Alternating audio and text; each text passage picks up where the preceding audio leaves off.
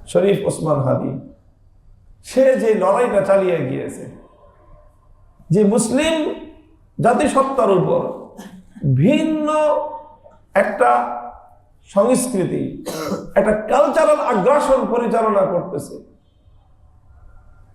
যারা যারা ইসলামী সভ্যতার উপরে, ইসলামী কালচারের উপর মুসলিম জাতিসত্তার অস্তিত্বকে বিলীন করার জন্য যারা এমনভাবে সর্বব্যাপী সর্বমুখী একটা আগ্রাসন পরিচালনা করতেছে, শক্তিটা অনেক বড়, অনেক পরাক্রমশালী। আমাদের মতো জাতি রাষ্ট্রের জায়গা থেকে প্রতিপক্ষটা অনেক বেশি শক্তিশালী। এবং জেনে বুঝেই আমাদের এই তরুণ ভাই, যার বয়স মাত্র 31 বছর, 1993 সালে তার জন্ম, 32 বছর চলতেছিল বা 32 বছর।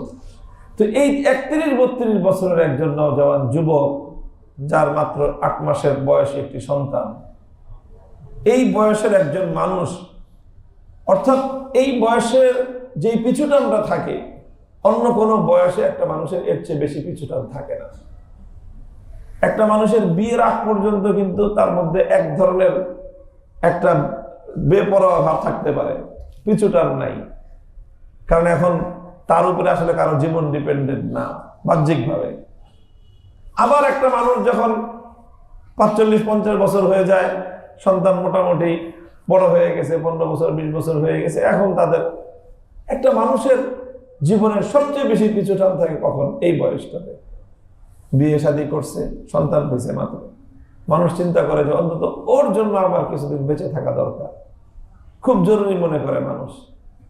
সে এই বয়সে জেনে বুঝে সচেতন ভাবেই শত্রু কতটা পরাক্রমশালী, কতটা মারাত্মক, কতটা হিংস্র, কতটা ভয়ঙ্কর, কতটা আক্রমণাত্মক, এই প্রত্যেকটা বিষয় সে তীব্রভাবে অনুভব করত, সচেতনভাবে সে অনুভব করত, করে সে ঠিক ওই জায়গাটাকেই, যার মাধ্যমে আমাদের পরবর্তী নেক্সট প্রজন্ম, আমাদের পরবর্তী জাতির সত্তার স্বকীয়তা, ইসলামী ভাবধারা, ঈমান, চিন্তা, চেতনা, এটা যেন রক্ষা পায়, সে তার বিরুদ্ধে এক কালচারাল যুদ্ধ ঘোষণা করেছিল।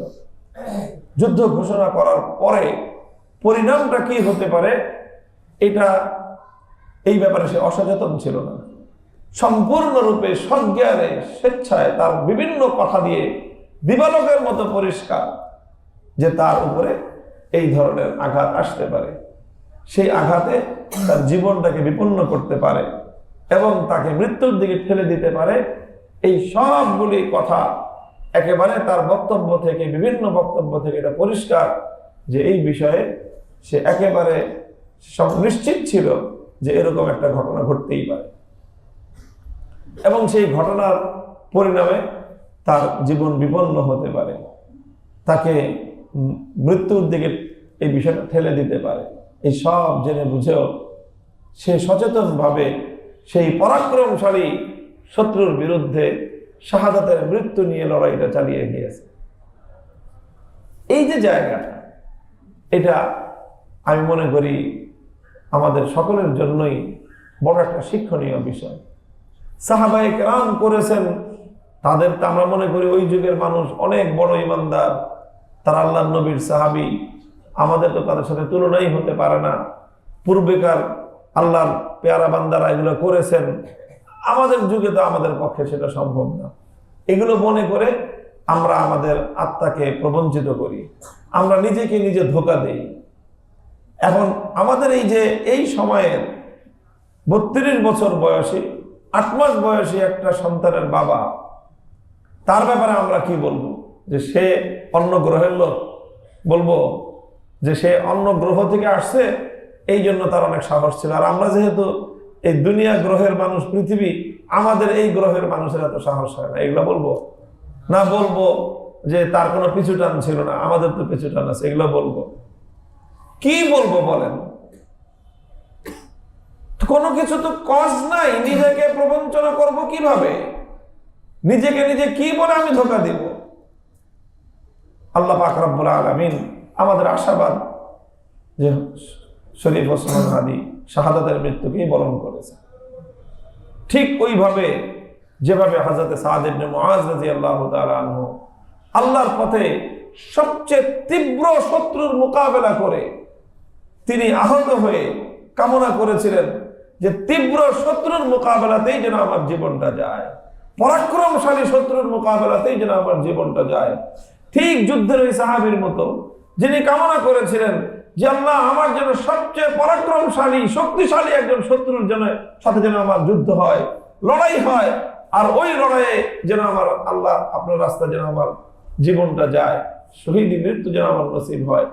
ঠিক এই ধরনের ইতিহাসের সোনালী পাতার যে সকল অধ্যায়গুলো অমর হয়ে আছে মানুষের কাছে ইতিহাসের মধ্যে, আরেকটি ওরকম ইতিহাসের আরেকটি অমর অধ্যায় বাংলাদেশের মাটিতে রচনা করে গেল আমাদের ভাই শহীদ শরীফ ওসমান হাদি।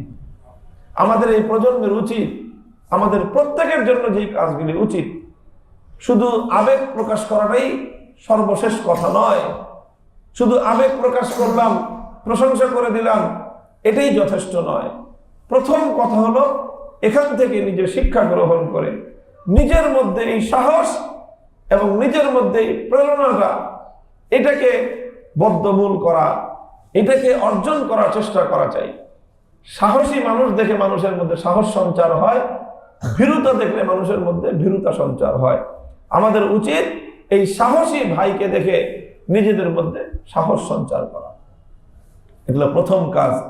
আমরাও এরকম কামনা ব্যক্ত করি, এরকম নিজেরা নিজেদেরকে প্রস্তুত করি যে আল্লাহ তুমিও আমাকে তোমার দ্বীনের পথে সবচেয়ে পরাক্রমশালী, সবচেয়ে ক্ষতিকর, সবচেয়ে ভয়ঙ্কর শত্রুর মোকাবেলায় তুমি আমাকেও শাহাদাতের মৃত্যু নসিব করো।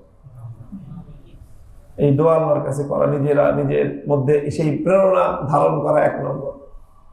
2 নম্বর হলো সে যে একটা লড়াই শুরু করে গিয়েছে, যে মুসলিম জাতিসত্তা ইসলামী চেতনার বিরুদ্ধে যে আগ্রাসন পরিচালিত হচ্ছে, এই আগ্রাসনকে রুখে দেওয়ার জন্য একটা দীর্ঘমেয়াদী লড়াই অব্যাহতভাবে পরিচালনা করা। তার যে কার্যক্রমগুলো ছিল, সেই কার্যক্রমগুলোর মধ্যে গুরুত্বপূর্ণ যে কাজগুলো আছে, সেই রকম কাজ আমাদের যাদের সুযোগ আছে আমরা সেই রকম কাজ করব। তার কাজটা যেন, অসমাপ্ত কাজটা যেন সমাপ্ত হতে পারে, সেই জায়গাটাতেও আমরা আমাদের রিচ করা দরকার, সহযোগিতার হাত বাড়িয়ে দিয়ে ওই কাজটাকে সুসম্পন্ন করার জন্য, শক্তিশালী করার জন্য আমাদের জায়গা থেকে ভূমিকা রাখা উচিত।